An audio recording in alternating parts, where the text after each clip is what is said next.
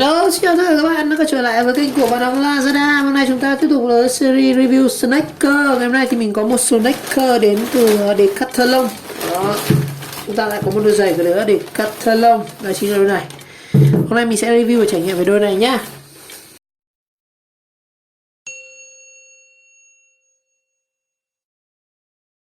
Rồi, có một điều mình thấy rất nhiều anh em như là khi mà mình làm mấy video về review giày của Decathlon thì rất không phải là giày gì mà không có hộp, mà hàng fake hàng viết thì sao có mớ túi ni lông này, giày gì mà chả cho hộp. Thì xin thưa các bạn là mình lại trả lời lại câu lại một lần nữa là bên Decathlon thì các sản phẩm giày của họ một số mã là sẽ không có túi, mà hầu hết như là mình thấy bảo là không có túi, không có hộp luôn. Tại vì sao? Tại vì không sử dụng hộp giấy để thứ nhất là giảm giá thành, và thứ hai để gọi là những cái hộp mà sau khi các bạn lấy giày ra thì không tốt cho môi trường, nên Decathlon họ không sản xuất hộp giấy. Nên trả lời luôn các bạn là cái sản phẩm này mua, các bạn đi vào shop mua các cái showroom của Decathlon thì các bạn chỉ có một đôi như này thôi. Còn cái túi này là mình cầm đi để xách về cho nó dễ nhá. Trả lời cho anh em thế. Rồi hôm nay mình sẽ có một đôi giày cũng đồng giá là 275k nữa. Hình như trước mình có làm hình như là 2 số về giày của Decathlon rồi. Một con mã là Kalenji, còn một con mã này nữa này. Cái mã này thì mình không biết chính xác tên của nó là gì, chỉ biết là giày thể thao của Decathlon thôi. Nó không có nhãn hàng Kalenji, nhưng mà cái sản phẩm này thì thuộc của Decathlon nhá. Hôm nay chúng ta cùng review. Rồi, về kiểu dáng của đôi giày này, tất nhiên đây là đôi giày giúp cho các bạn đi bộ. Tại vì sao mình nói đây là đôi giày đi bộ? Tại vì các bạn hãy xem cái thiết kế của nó này. Đôi này thì cái mặt trên của nó hoàn toàn bằng chất liệu là polyester, và polyester đặc biệt là có polyester dạng lưới. Đây, nó là polyester như kiểu dạng vải luôn đấy, mình gọi là vải luôn, nhưng mà chính xác nó là polyester vải lưới nha anh em. Đây này, đây là cái đôi này nó sẽ rất là phù hợp với anh em để đi bộ. Chúng ta đi bộ, chúng ta di chuyển nhiều thì cái này nó sẽ giúp là chúng ta không bị cái ngón chân nó không đâm vào đây, thì đi bộ nó sẽ rất là thoải mái. Còn nếu vận động với cường độ mạnh thì mình nghĩ rằng các bạn nên chọn một đôi cái đấy này nó cứng hơn, nó đi nó sẽ bền hơn. Tại vì nếu mà vận động mạnh quá thì cái này nó sẽ rất dễ nó bị sờn, nó rất là dễ bung. Cái này nó thiết kế là giày đi bộ nha anh em, giày guốc đó. Rồi, về kiểu dáng thì cũng rất là đẹp. Đây, anh em nhìn cái chiều mình để mặt ngang của nó nhìn rất là đẹp luôn. Nó có một số các cái đặc điểm như là cái vân đế này nó sẽ cùng màu luôn với cái phần mặt cái mặt phải trên này luôn, nhìn nó có như đồng bộ một màu. Và ngay như cái dây của nó này, cái dây này thì cũng là đồng bộ một màu luôn. Cái dây này rất nhiều trước mình đi nhá, mình thắc mắc tại sao lại cho cái dây này, mặc dù dây này thì nó không cần phải mình buộc cái chắc cố định cái phần này, mà cái này nó chỉ để là một cái cách thôi nhá. Anh em siết vào thực ra nó cũng, cái phần cổ chân này thì mình nghĩ rằng nó không tác động quá nhiều đến cái phần cổ chân đâu. Cái này là chỉ gọi là một cái điểm sáng để tạo ra dáng sport thôi. Và cái dây này thì cũng thiết kế là chúng ta sẽ có một cái dây cùng màu luôn toàn với thân giày. Nên toàn bộ cái thân giày chúng ta sẽ có một màu nâu nhá, cái màu này gọi là màu cho đi, thì chắc là màu cho. Rồi ở phần đế giày mình sẽ thấy có mấy cái gì đây, Flex SH cái gì mình không biết lắm về cái tính năng này. Dưới này chúng ta có New Feel, một sự cảm giác mới này. Phần đế thì khá là cứng nhá. Ở mặt dưới thì các bạn sẽ thấy này, họ thiết kế theo kiểu khí động học, chúng ta sẽ có rất nhiều cái ô này để giúp mà giảm ma sát bám đường tốt hơn. Đó. Phần mũi giày này chúng ta sẽ có một hình cánh như kiểu cánh máy bay thì gì vậy. Mình cũng không rõ lắm, chém gió lung tung vậy. Ở phần sau, ở phần gót thì nó làm cũng có cái vát này mình cũng không rõ lắm, nhưng mà chắc để giảm khí động học. Không hiểu rõ tại làm cái vát này chắc là nó kiểu cách của họ, mình cũng chẳng hiểu lắm. Cái này đây, nó có những cái vân này, nhìn rất là đẹp luôn. Ở phía ngoài chúng ta sẽ có một hình đuôi cánh máy bay này. Chắc đại khái là đôi giày này kiểu chỉ tận vươn lên ấy, sẽ có nhá. Ở phía hai trước đều có như vậy này. Đây, hai trước đều có cái vân như này. Đó. Ở phần mũi thì anh em thấy này, nó cũng đều là cái máy bay hướng sang bên tay phải. Hai trước như nhau nhá. Đều có Flex SH này, New Feel này. Đó. Anh em xem cả hai mặt này. Mình rất thích cái màu xám cho này. Cái màu này thì khi chúng ta vận động thì nó sẽ đỡ bị bẩn. Còn đi màu trắng thì cũng sẽ rất là ấy luôn. Ở đây chúng ta sẽ có một cái tem này. Cái tem này thì nó sẽ nói về cái size giày. Cái đôi giày mình đang cầm trên tay là cỡ 41. Lần trước hình như mình có làm một đôi về cỡ 42 rồi. Thực ra mình cảm nhận thấy rằng 41, 42 của Decathlon thì nó không quanh nhau quá nhiều đâu. 42 thì nó dài hơn. Nhưng mà khi mình đi thử 41 và 42 thì thực sự là chân mình vẫn bị hõm một cái rất là rộng. Nên anh em lưu ý là cái đôi này nó hơi to nhá. Bình thường mình đi giày lười là 41 thì mình đi sẽ hơi tức tức. Nhưng với đi đôi này thì 41 đi đôi này vẫn bị thừa. Thì mình sẽ đi thử cho anh em, mình chia sẻ về cái size giày này. Tại vì cái size giày của Decathlon này thì họ làm theo kiểu châu Âu nhá, nên nó sẽ hơi rộng so với giày bình thường. Đây này, tiêu chuẩn của EU là châu Âu là 41. Đó. Thì nếu mà ở anh em đi theo kiểu cỡ của Bristol của Anh thì nó sẽ là 39. Đó. Nó sẽ hơn. Còn quốc tế thì nó sẽ là cỡ 7 này. Của Trung Hoa là 260mm. Đấy. CM thì không rõ, US là cỡ 8, Nga là 1.5. Đó. Đằng sau chúng ta sẽ có cái tem truy gốc của Decathlon. Đó. Cái sản phẩm này sản xuất bởi của Decathlon luôn nhá. Họ sản xuất luôn cái sản phẩm này. Đó. Không phải nhập khẩu hay nhập đi bán lại gì đâu. Họ tự sản xuất luôn. Đó, Decathlon SE này. Cái này sản xuất tại Việt Nam thì phải. Sản xuất tại Việt Nam anh em. Còn trụ sở của họ thì ở bên Pháp nhá. Đây là cái nhãn hàng rất lâu đời đến từ bên Pháp, chuyên về các cái đồ bowling các thứ. Tại vì bên họ là một cái nhãn hàng chuyên sản xuất các cái thương hiệu thời trang ở châu Âu và có trụ sở bên Pháp. Nhưng mà cái này sản xuất tại Việt Nam. Ở Việt Nam thì có rất nhiều nhà máy của Decathlon, có đối tác chuyên doanh. Thành phần này, thành phần thì đế là ethylene viên acetate, như gọi là EVA này. Ở trên là sợi polyester 70%, tất cả đây là polyester. Đế này thì là ethylene acetate. Đấy. Cái phần viền thì chúng ta sẽ có là 50% polyester và 50% EVA. Phần viền là cái phần này đúng không? Rồi. Hướng dẫn sử dụng: giặt tay không giặt máy cánh trang lửa. Cái này chúng ta phải cánh trang lửa tại vì nó sẽ bung mất cái keo nhá.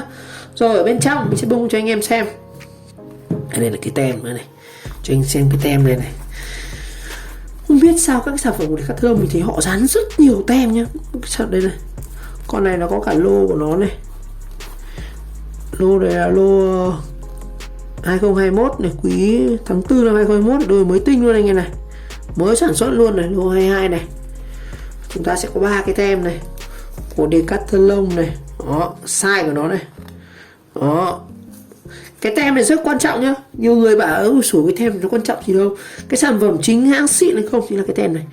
Cái sản phẩm nào mà nó càng nhiều tem, theo mình nó càng là cái sản phẩm nó rất là chính hãng luôn. Đó, nhiều tem nó phải qua nhiều OTK kiểm tra.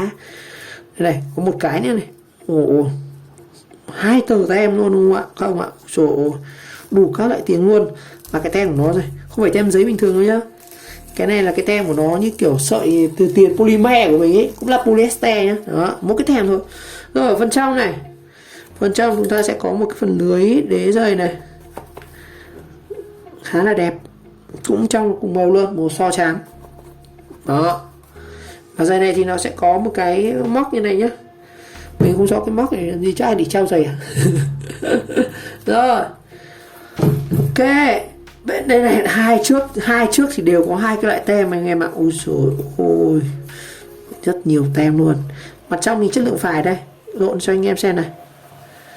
Đây bên trong này họ may cái đường chỉ nó này, đường chỉ may rất là kỹ thuật cao nhá, không phải hàng kém. Mặc dù giá rẻ thôi, 200 mấy thôi, cũng không thể nào so với các cái giày Nike, Adidas này là BT Hunter. Nhưng mà mình khẳng định luôn các bạn, giày 275 này đi không khác gì cho các loại giày kia, mà giá lại rẻ hơn. Vì cảm thân mình đi cả cái nhãn hàng Decathlon mình thấy rất là dễ chịu. Không phải xịn này, hàng châu Âu, không phải cái hàng Trung Quốc, China đâu. Đó, sản xuất tại Việt Nam mà. Rồi, bên trong mặt đế này khâu, cái này chắc là đế dán thôi anh em, chắc chắn là giày này là dán thôi. Nhưng cái phần đế này họ làm rất dày luôn, rất cứng này, cứng này, tôi bóp này, mình gần đấy ở găng tay này mà nó rất là cứng luôn nhá. Đó, phần đế rất là cứng này, keo thì nó không, keo nhìn không dán lộ đâu, anh em nhìn không thấy cái vết keo là như các cái giày rẻ tiền trên thị trường này. Giày các ông mua 100.000 ở các hội chợ hay là giày Thường Tín, Phú Xuyên thì nó lộ keo lắm. Giày này hầu như chúng ta không nhìn thấy vết keo đâu.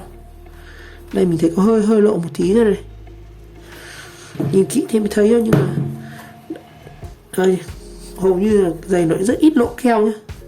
Đây có lộ một tí này, nhìn kỹ chúng ta mới thấy này. Đó, soi kỹ thì thấy thôi, nhưng mà nói chung là cũng được. Bây giờ tôi sẽ đi thử cho ông xem nhé. Rồi mình tiến hành đi thử nhá. Rồi mình trước hết cho anh em mình chia sẻ cái size giày của đôi này. Mình gặp một chút mình gặp vấn đề với cái size giày thằng này. Đấy nhá. Ví dụ giày chân của mình đang cỡ 25 này, đúng 25 nhá, thì theo những cái tiêu chuẩn này là mình đi cái đôi này là 26 cm mình đi là vừa này đó. Chứ nếu mà đi 42 thì nó rất là rộng. 41 của cái Decathlon này nó sẽ tương đương với là 26 cm. Dây giày của mình, chân của mình là 25 thì đi hoàn toàn vừa nhá. Đó. Đó, lưu ý thì chọn đo chân của bạn trước, các bạn chọn size giày nhá. Nhưng mà với 41 thì mình đi cũng bị rộng nhá. Chia sẻ anh em 41 sao thì mình đi vẫn bị rộng. Dây này đi rất là tiện, các bạn chẳng xỏ vào như dây giường này. Cái dây này chúng ta có phải làm gì đâu. Dây này chỉ gọi là trang trí thôi. Đấy. Đi tập thể dục thì đôi này quá tuyệt vời, tuyệt bá cháy cái chết luôn. Đây. Đây. Đây, anh em thấy cái phần gót của mình này vẫn hơi hở một chút này. Đấy, nhưng mà cái này là vừa nhá. Đó, nếu mà định 42 thì nó hơi rộng đó. Đấy. Đây, phần gót nó hơi rộng ra một chút này. Đi rất là đẹp. Đôi này đi chạy bộ các thứ này. Rất là ngon lành cành đào luôn. Đó. Phần gót này. Đó. Đó. Đó. Thì cả mình đi thử tất cho anh em xem nhé. Đây, cái phần gót mình cũng không thừa mấy đâu. Nhưng ở cái phần mũi này, phần mũi này mình sẽ thừa tận đây nhé. Đây, phần mũi mình ra tận đây. Ngón chân mình nó chỉ đến đây thôi. Phần mũi nó vẫn thừa rất là nhiều. Đó. Thì mình sẽ đi theo cái tất lông xù rất dày như này. Thường đi bộ thì ít khi đi tất giày á, tại vì nó sẽ tức chân. Đó.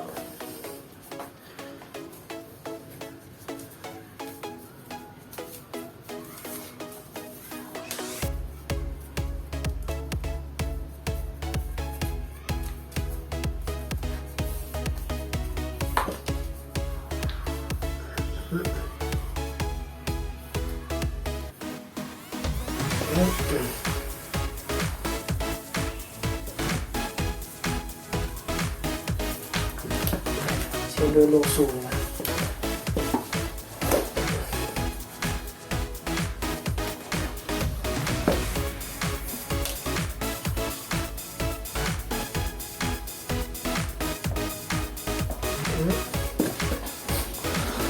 Đây, đi luôn cái tất dày như này. Nó thấy rất là vừa luôn. Mình nghĩ là đi đôi tất này nó sẽ vừa này, nó không bị tức chân quá nhiều. Đó. Mốt đi là vừa. Đó. Đó. Ổ lát đẹp. Đi rất sướng đấy.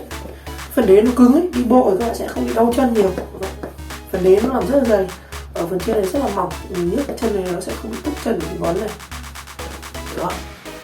Đôi này chuyên để đi bộ nhé. Đó. Giá cũng 275.000. Mình đã có mua trên Shopee, đang có voucher 30k ấy. Mọi sẽ mua khoảng tầm 240 rồi này. Đó. Ở đây thì mình tặng. Ngon. Đó.